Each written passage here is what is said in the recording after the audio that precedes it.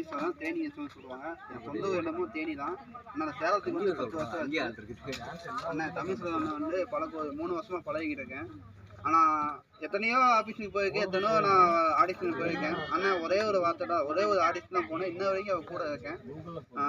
டோட்டலம் படத்தை நான் ஒர்க் பண்ணியிருக்கேன். ஆனால் யாருமே கொடுக்க ஒரு நல்ல வாய்ப்பு கொடுத்துட்டாரு. எனக்கு இவர்கிட்ட பிடிச்ச ஒரே விஷயம்தான், படம் பண்ணுறாரு, படம் கொடுக்காது, ஆடிஷன் ஒரு டேரக்டர் வேலை என்ன, எடுத்த படத்தை ரிலீஸ் பண்ணணும். அது வந்து அந்த விஷயத்த எனக்கு ரொம்ப பிடிச்சிருக்கு. அதே மாதிரி நானும் மூவியில் வந்து பெரிய பெரிய படம் பண்ணியிருக்கேன், கேஸ்டிங் ஒர்க் பண்ணியிருக்கேன்.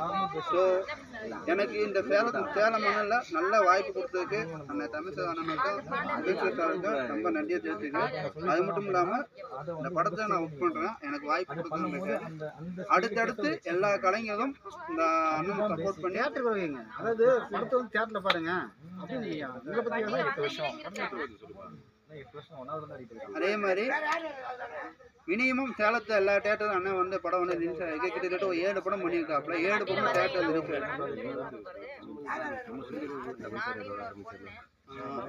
வந்து இந்த படம் வந்து கிளி மாப்பிள்ள படத்தை வெளியிட்டு விட வந்துட்டாங்க. இந்த பொங்கல் தை பிறந்தா வழிபிறப்புன்னு நினைப்பாங்க. ஆனால் அந்த ஆண்டில் இந்த நல்ல நாளில் இந்த படத்தை வெளியிட்டிருக்காங்க. கண்டிப்பாக வெற்றி படம் எனக்கு நம்பிக்கை இருக்குது. ஸோ இந்த படமும் அந்த படத்தை அந்த கலைஞர்களும் அடுத்தடுத்து வரணும், வெற்றி பெறணும். ஆடியன்ஸ் அதாவது மக்கள் அனைவரும் வந்து தயவு செஞ்சு தேட்டருக்கு போய் படம் பாருங்க, சப்போர்ட் பண்ணுங்க.